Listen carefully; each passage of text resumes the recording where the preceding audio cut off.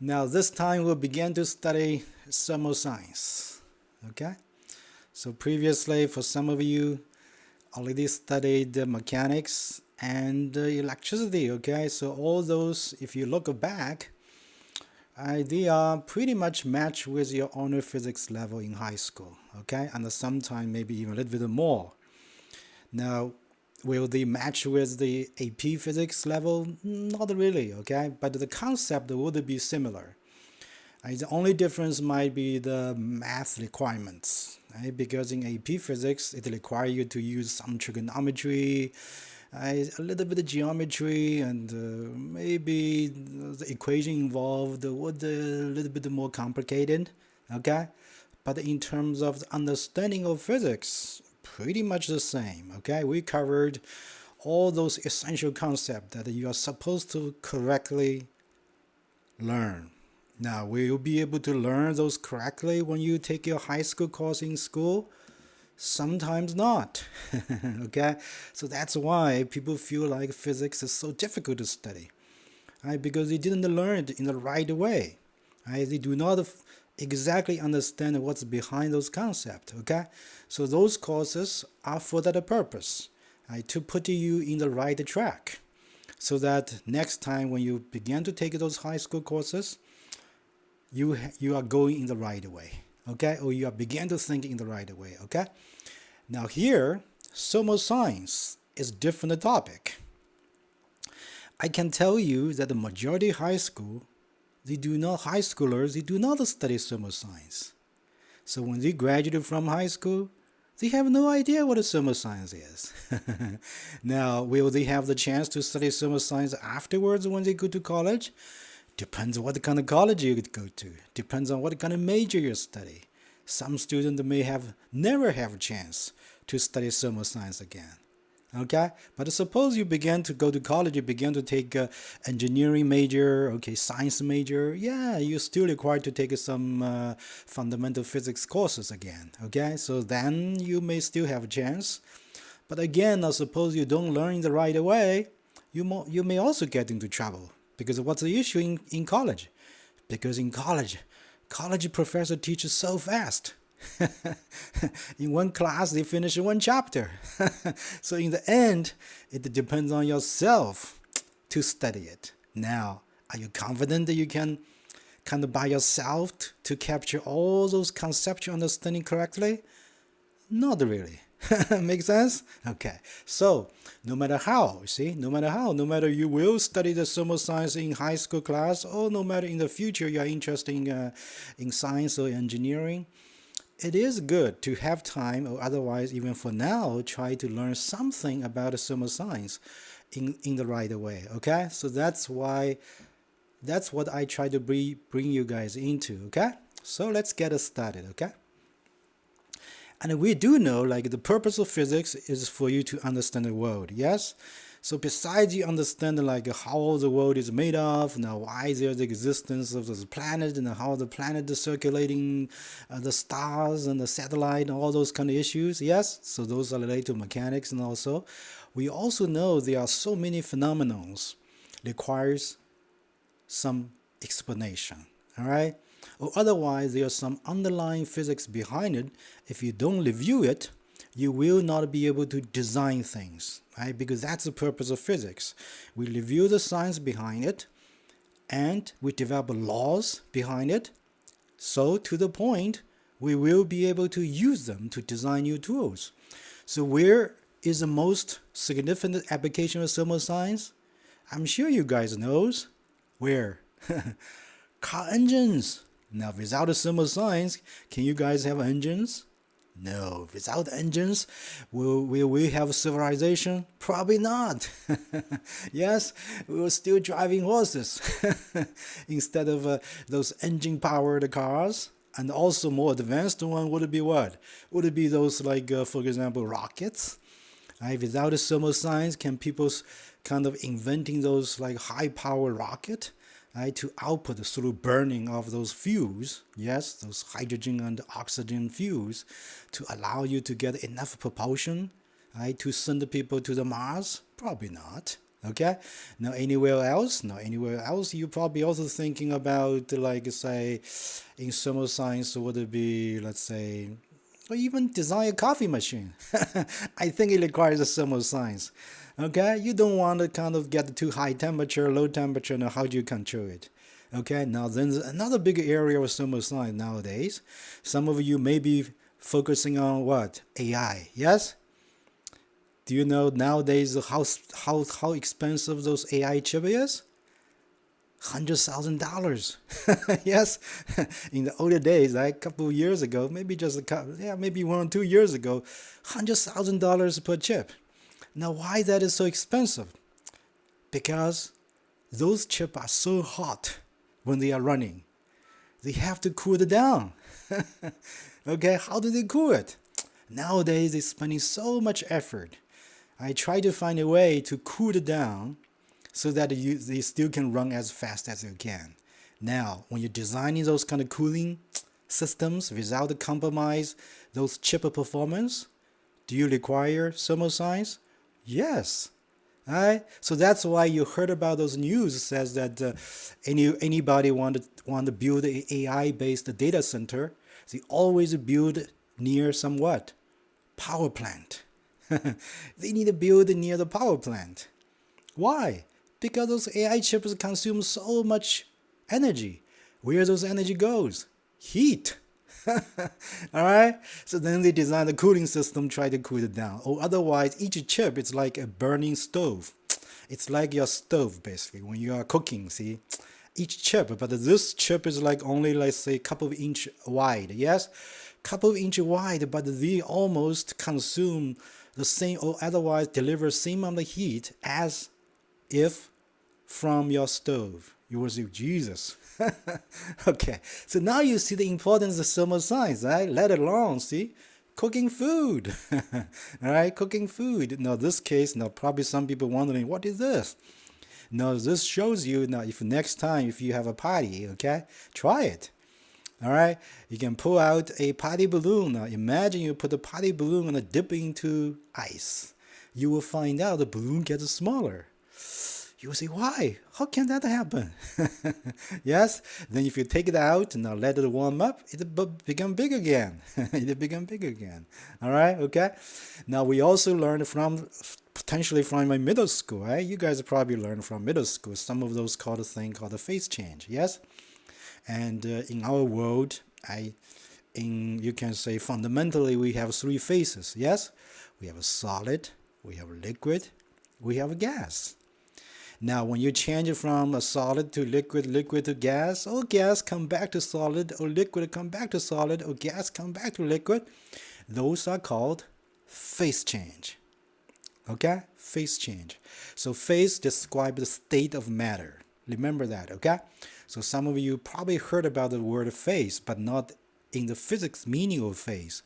All right, so just remember in physics, phase being the state of matter. So people describe the state of matter of materials in three ways: solid, liquid, and gas. Because pretty much every material, you can make them change phase from solid to liquid or gas, or you can from gas to liquid to solid. Okay, no matter your initial or common phase. Right? For example, air, the common phase is gas. Can I make air into liquid? Yes, you can. Yes, you can. You can cool it down, and somebody may heard of those things called liquid nitrogen. Yes, liquid nitrogen, liquid oxygen. You see. Now, if I further cool it down, it will become solid oxygen, solid nitrogen. Okay. All right. So those things called phase change. So we'll get into that as well. So now you begin to see now what do we study in thermal science. We study thermal science, or otherwise what kind of thing belongs to thermal science instead of mechanics. Oh, you can see anything involving temperature. All right, anything involves effective temperature. Now you can say those things must be related to thermal science. Or further, you can say, yeah, involving temperature change, the state of matter change, or phase change. Now those are the topic of thermal science. Now are those phenomena very common around you? Yes. Now, are you curious to know what's going on behind it so that we can begin to extract the law of physics behind it? Certainly, okay? So let's get started, okay? So that's why, all right, physics kind of like you can say split into many different facets. And each facet, right, it's very, very important because it relates to our world, okay? Without it, it's kind of like a, you would say it's kind of a little bit of kind of like a pity, yes? Right? We live in the world, but somehow we have no idea about it. So imagine some people like finish the high school study, finish the college study, now never had a chance to explain the things or the general things around them. It's kind of a pity, yes? All right, because we have a curious mind, right? Okay. So before we get into it, I want to reintroduce energy because turns out when we study thermal science, one of the things that we always talk about is called energy transfer. All right, because it is through energy transfer we have the ability to change matter. Okay, we can change liquid to gas, right? From solid to liquid or gas to liquid. It's all due to change energy. But the issue is that this energy we are talking about is different from the energy some of you learned in mechanics. Even though conceptually still the same, but now we will discuss in different, you can say, perspective. So for example, in mechanics, we learned the things called what? Kinetic energy. Some of you already learned, yes? Now for some of you haven't learned, is this difficult to understand? I don't think so. Everybody must memorize this formula. Okay? Just memorize it. Now some people say, but I don't know what's the meaning of this letter. Very simple. 1 over 2. Do you know 1 over 2? Yes. Do you know m? No, m is called a mass. Every matter has mass. Yes? You have mass. A piece of wood has mass. So then you'll say, oh, just thinking, just this it, because it's just a generic property of matter. So as long as I see an object, I see a piece of things, now this thing will have mass. The only thing has no mass is light.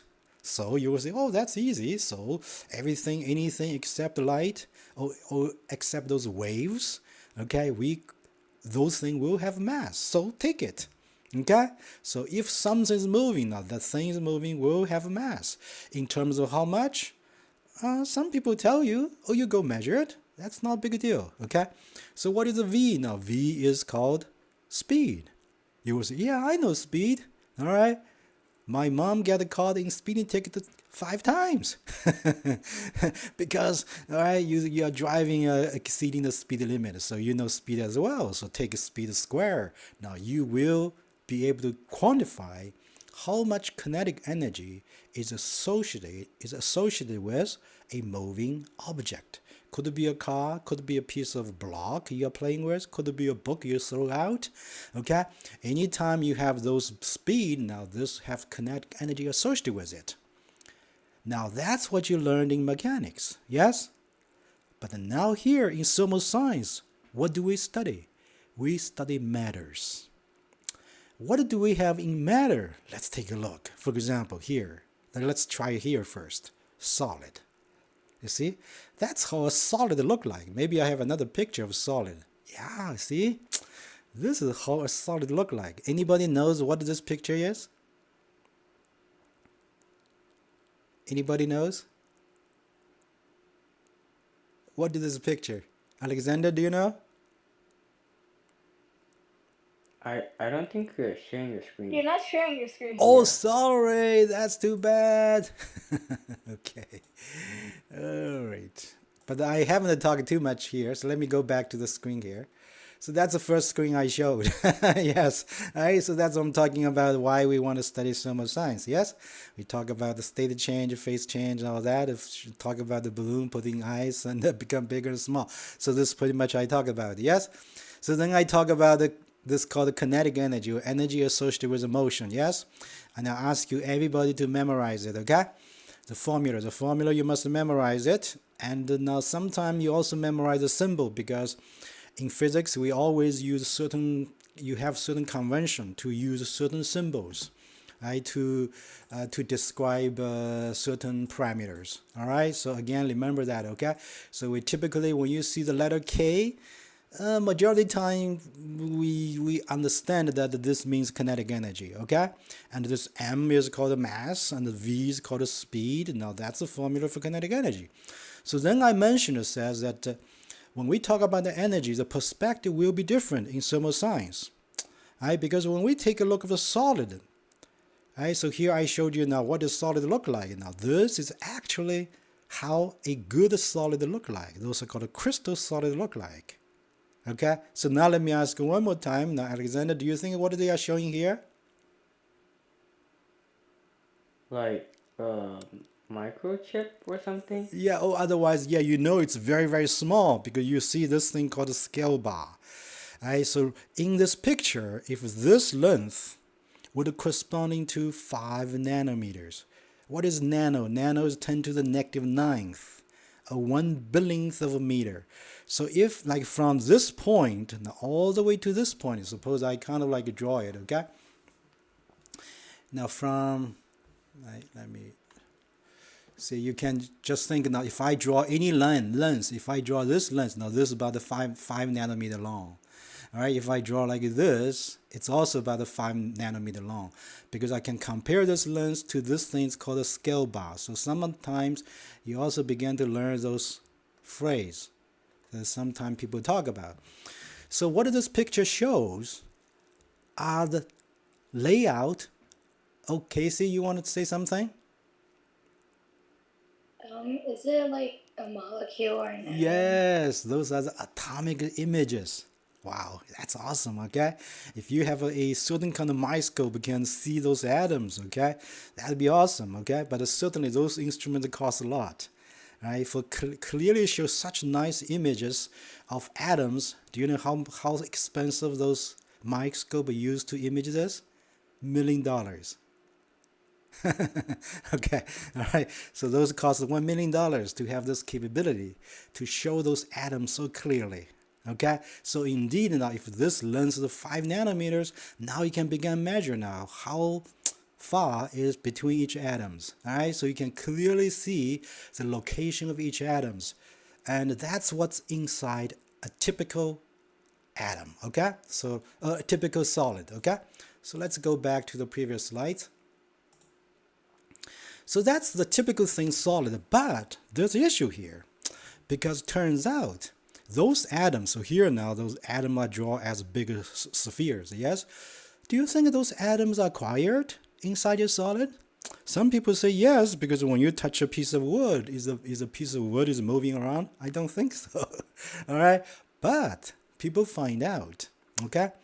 When they use a spectrum to study it, they find out those atoms are always vibrating as long as it is not at 0 degree. Now 0 degree will teach you a little bit later what 0 degree means, okay? As long as not totally at 0, kind of like a freezing temperature, no temperature. As long as, for example, even in the room temperature, it is vibrating. It is supposing winter time, those atoms also vibrating. If you heat that up, they're vibrating even more. Now when they are vibrating, what happens? Aha, do they have a speed? Yes. Each atom has a mass? Yes. The vibration of atom has kinetic energy? Yes. Do I have 1 billion of a trillions of a trillions of atoms in my solid? Yes. Now, does this piece of a solid has huge amount of kinetic energy? Yes. Do you see that? All right. So it's not like this moving things in mechanics you learned before. Okay.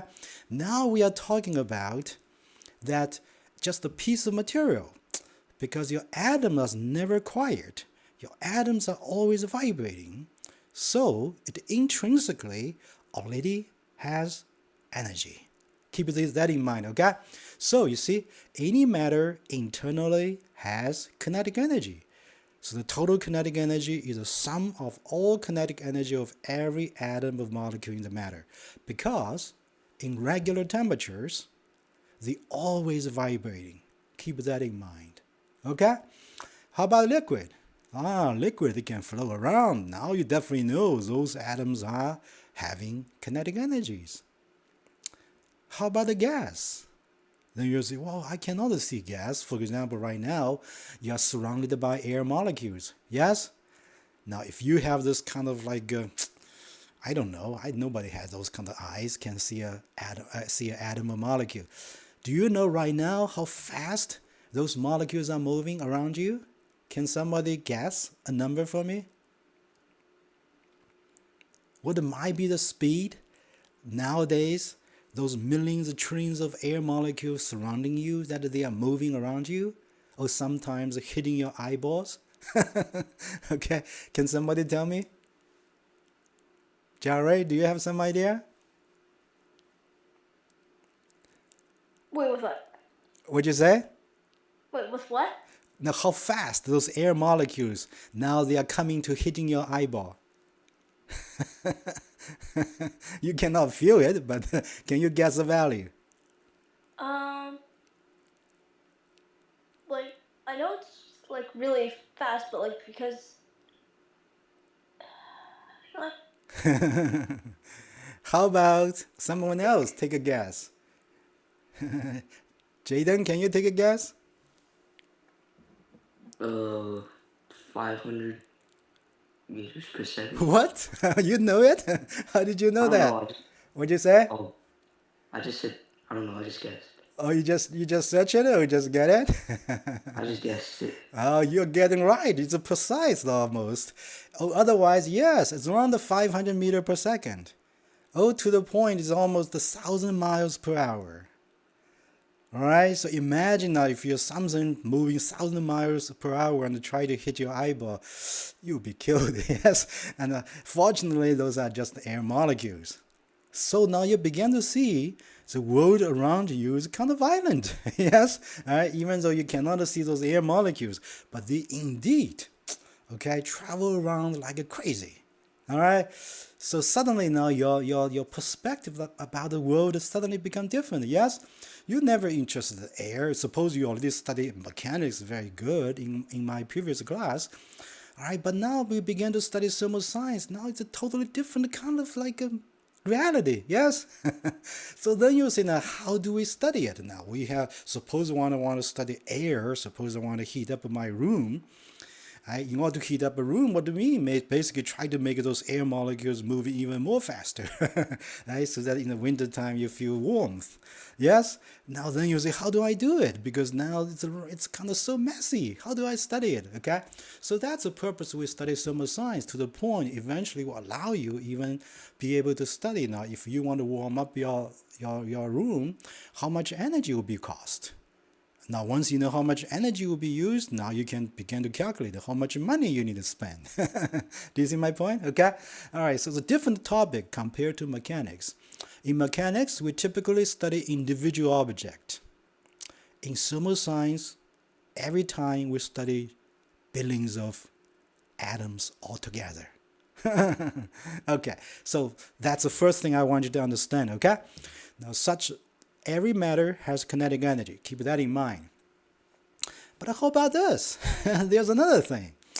Some of you also learned, okay, that by interaction, for example, if you put the two magnets close together, now when you try to pull them away, is that easy?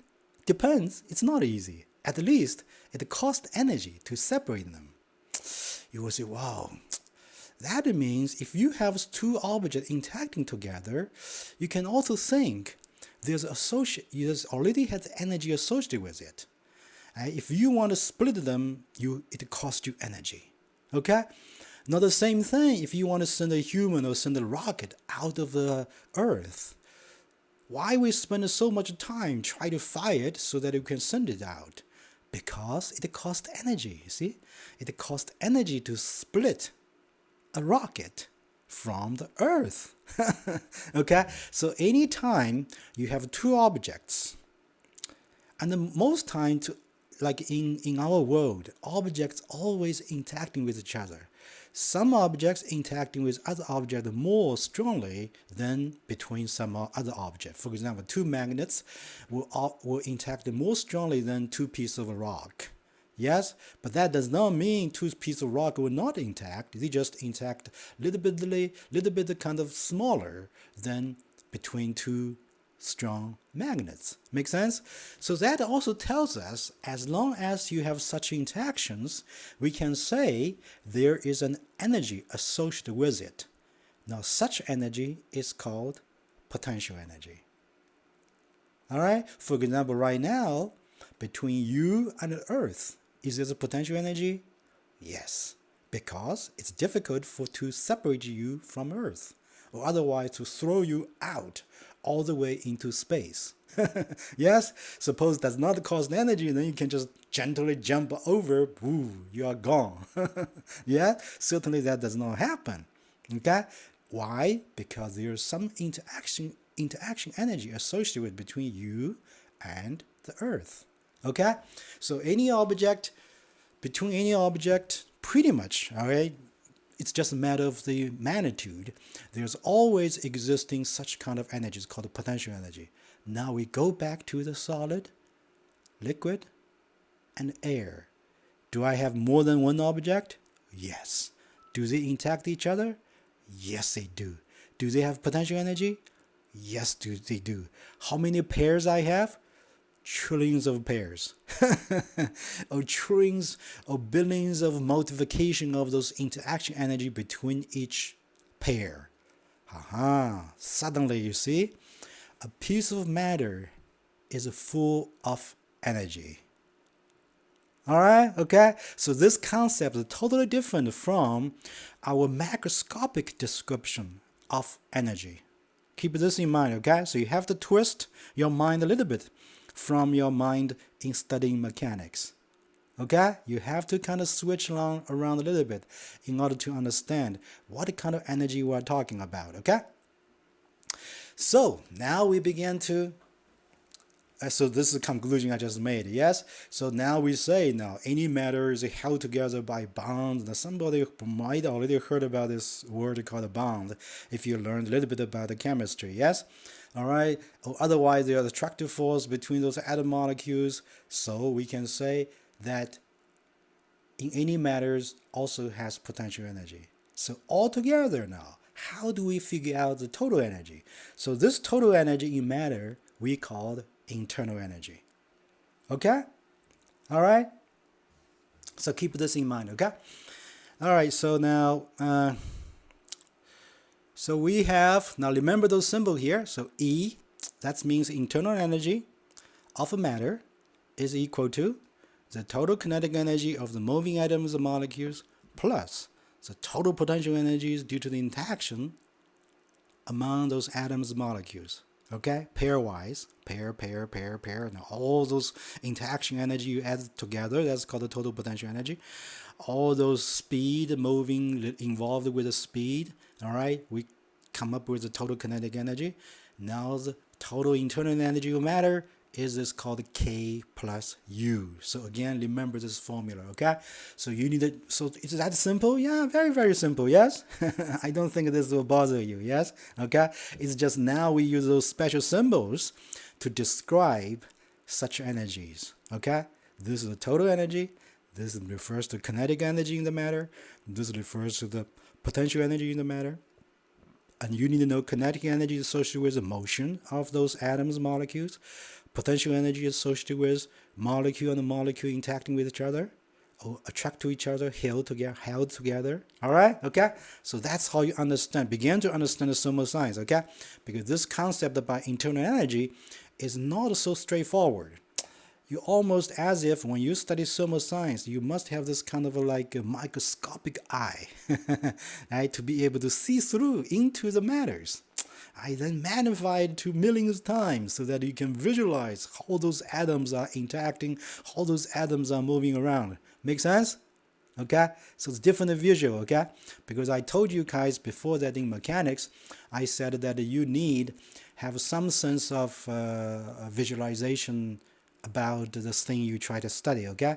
Now here, the requirement is even higher. It requires you have this microscopic visual, even though we don't have it, all right? So the only way you can do it is try to imagine it in your mind. Keep that in mind, okay? All right, so now we said here, we have here says that, all right, so what is this about? I want to move this away a little bit. So here the question is now, if for a solid, if we begin to increase the temperature, all right, what will mainly change? All right, what will mainly change? And we have, oh, you want to answer the question? Sure, Casey, try it. Is it the speed at which the That's molecule? right. So you can say those particles. Sometimes, suppose you don't want to talk about atoms, molecule, because some materials are made of molecules. But eventually they are made of atoms. But anyway, okay. So sometimes we just call them particles. All right. Now particles definitely will begin to vibrate more. Right? Particles vibrate. How do I? What's going on here?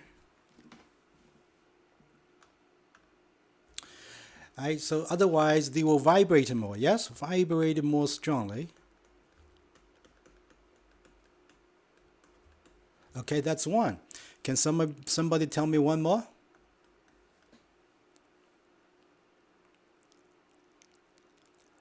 Can somebody tell me one more?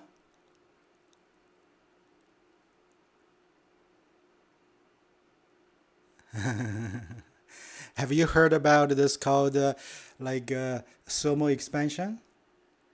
When you heat up things get bigger. Yes? Ah, yeah. Okay, Jared. Yes. So in order for something to get bigger, what will happen to the solid?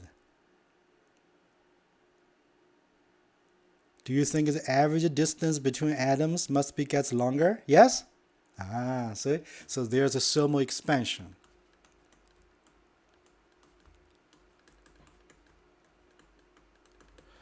All right, since the thermal expansion will lead to what? Lead to the, you can see the spacing between, right, between the particles increases. Do you agree? You will see yes. Now, if the spacing between particles increases, do you think their interaction would be kind of changed? Yes? Or otherwise, you can say the interaction between them. See? Now, we just learned a little bit. Now we begin to form such logic now. Interaction between particles changes. So if the interaction between particles changes, what the changes? Can somebody tell me what the changes? Based on the thing we just learned. Okay, Casey? The phase change in No, no, no, no, no, no, no, no. We're talking about the more kind of microscopically. Phase change probably requires more temperature, right? Here, maybe I just increase the temperature a little bit. Based on the thing we talk about, do you think it's the potential energy? Yes. All right, potential energy changes.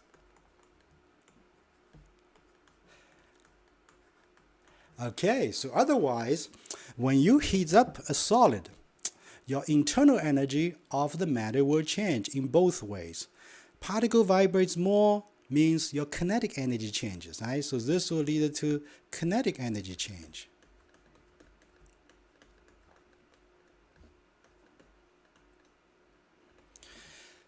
When you have this, because this is a typical phenomenon for solid, when you heat up, typically it gets bigger, so bigger, the spacing gets bigger, so your potential energy will change. Otherwise, in solid, when you raise temperature, both kinetic energy and potential energy will change. Okay, now some people say, now why you want to mention this? Because different material will behave differently. So let's go to next one. I need to delete this.